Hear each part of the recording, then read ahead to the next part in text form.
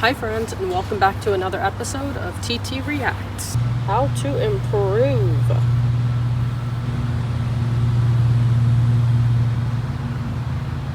Okay, so this person already knows that he needs to bend his knee at the top of the movement. He has his leg out. Though I think he's trying too hard to make it straight. Definitely put it in the position where you can feel the most ab activation in your core. When people first feel that the grab that the movement has on your abs, a lot of people would kind of try to modify it to make it a little bit easier for them, because ab exercises are very painful and not very easy to hold for a long period of time. But where you feel that grab in your core, you definitely need to maintain that. This is how you're going to get stronger, and stabilizing those muscles repetitively will definitely build those muscles over time. Even if you can't see them, it's going to help you in your day-to-day life, just being able to lift certain things, being able to just basically, it's going to improve your wellness overall, because this is the central area of your entire body. If that part is weak, then your chance of getting injured goes way higher, especially if you're lifting and doing physical stuff. If you don't engage your core in any workout or stabilize with your abdominal muscles at all, it's going to make whatever you're doing less safe. And that also rings true to the handstand. If you are overworking your shoulder muscles, or just not adequately engaging all three muscle groups, your shoulders, your core, and your chest muscles, if you're not allowing your muscles to all work together as one, with your core doing most of the work, you might end up with an injury from overuse, just an overuse injury, especially if you're not actively strengthening those muscles over time. But yes, make sure that when you're doing this workout, you are putting it in the spot where you can feel the muscles in your core working the best, where it's the most painful. Yes, and it will hurt for the first few weeks. It's going to hurt if you're not used to doing this workout. But trust me, it does get better over time. It does go away.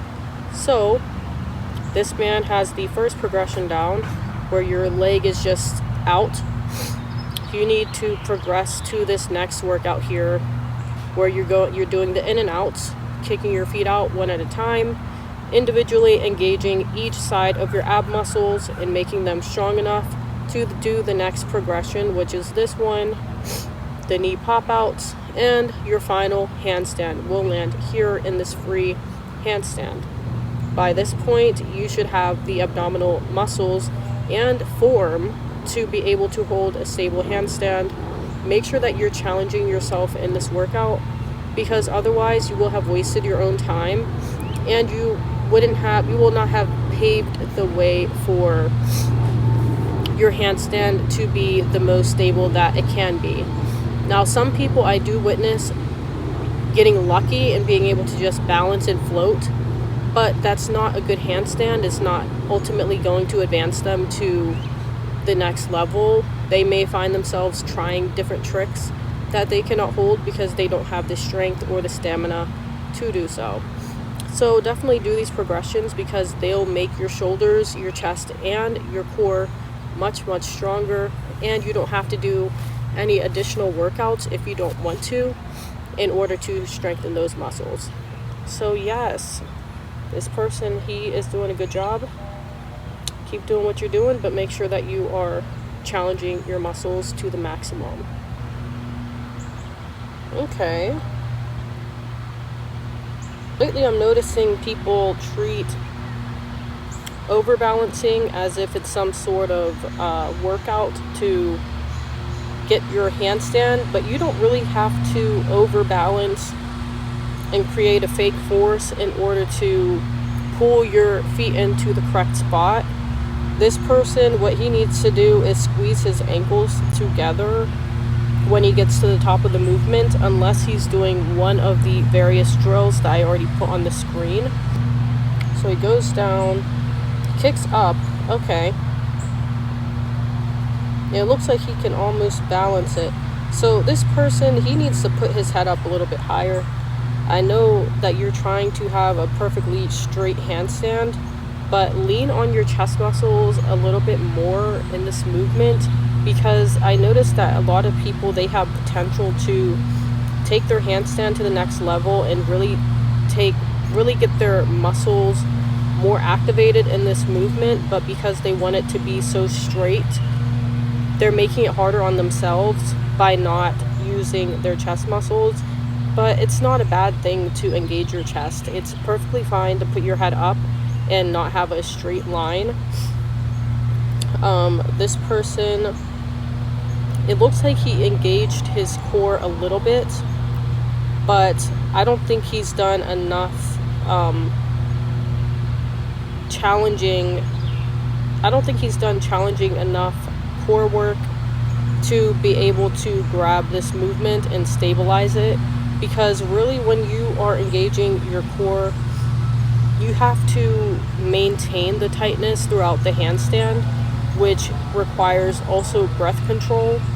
So for this person, definitely start off with this progression here so that you can learn how to individually engage your ab muscles in this movement. That way it'll be a lot easier to hold it at the top, because you have the strength and you have the balance. You just don't have the proper technique in terms of getting your core engaged, and you also just might not have enough core muscle in general to hold this up. So yes, definitely start with that one and go down the line of the progressions, because you are literally almost there. Like, you just have to focus more on making the training more efficient. Having a straight line and keeping your head down so low, it messes up the breathing patterns and the engagement of your core. Like, sometimes people give conflicting advice. They'll tell you to engage your core, and then they'll also tell you to put your head down to where you can't really breathe. So you can't really do those two things at the same time. So this person, I think that as he's still learning, definitely put your head up, and then later down the line, if you want to adjust and put your head down a little bit lower, you can do that. But you still have more learning to do before you should be focusing on the aesthetic portion of your handstand. But again, you are almost there, so just do the circuit drills and you'll be there in a few weeks if you're consistent. Go ahead and do it 3 to 5 times a week, 20 seconds on, 10 seconds off for 4 sets. I'm gonna put it on the screen, and you can look in my bio for the interval timer. But yes, you're doing a great job. Just finish your training. This practice here is more like playing around and having fun rather than real training, because when you do a handstand training, it really should be dripping sweat. It really should be you're out of breath. It should be just like any other workout. But most of these videos, it just looks like people are willy-nilly just dilly-dallying, chilling. Me, I'm down in the dirt. Like, I'm literally, my muscles are giving out. I'm falling out of the handstand. It's not a good sight, but it's training. I mean, you're really training for something. So I think if someone wants to learn a handstand, definitely approach it more as if you are really training for it. Treat it as a sport, if you will. Treat it as something that is going to better your overall wellness and health, rather than just a skill to take pictures of and take videos of.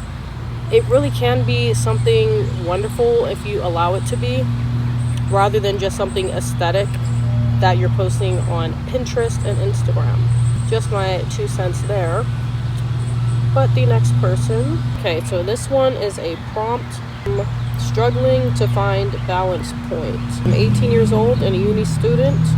I started practicing handstand. However, I find it extremely difficult to achieve balance. Sometimes I underbalance, but sometimes I was overbalanced.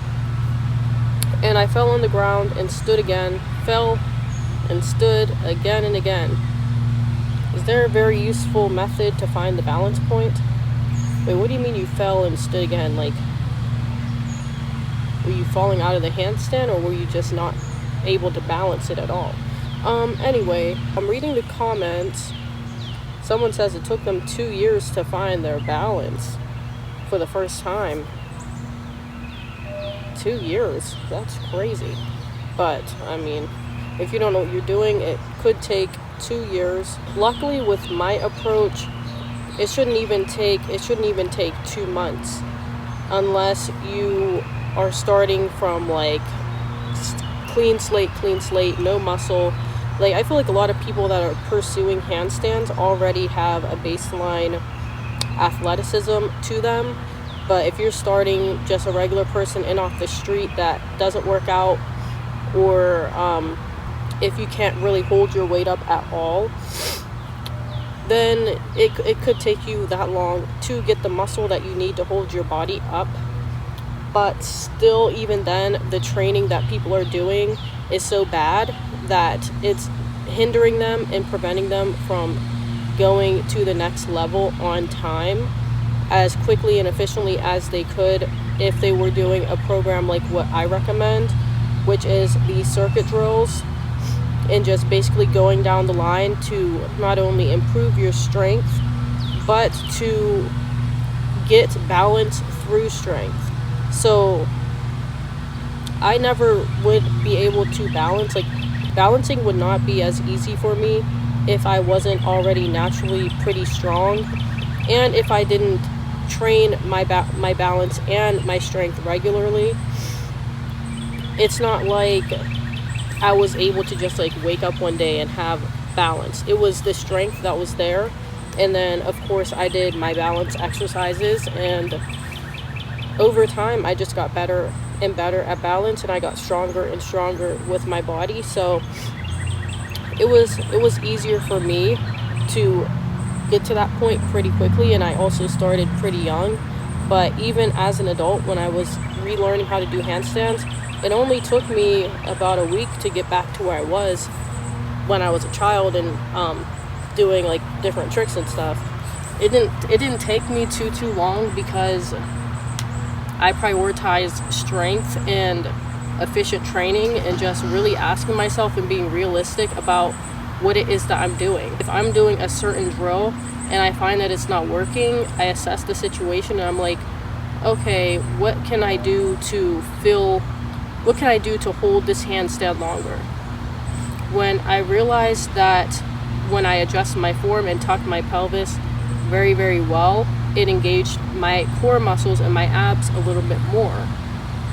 And so from there, I made sure that I was really tucking it as hard as possible, and it took me a while to learn how to consistently hold my pelvis in and my core muscles in for the duration of my handstands, which could be upwards of a minute at a time. So honestly, at the end of the day, it's technique that's holding people back rather than not having balance, because nobody naturally can just balance upside down for 30 seconds to a minute at a time. You actually have to build the skill necessary. People that are frequently seen doing handstands and like walking on their hands are gymnasts and cheerleaders who frequently are using their upper body muscles to do their sport. So it kind of just translates into doing a handstand, and just kind of reinforces my point that you have to regularly use these muscles in order to get the best out of your handstand, and just train efficiently and train for strength. You don't necessarily have to train for size, but train for strength and body weight, and knowing how to hold your body up, and make sure that you're following a good training program like what I already put on the screen, so that you can get there on time. Alrighty friends, well that was the last one.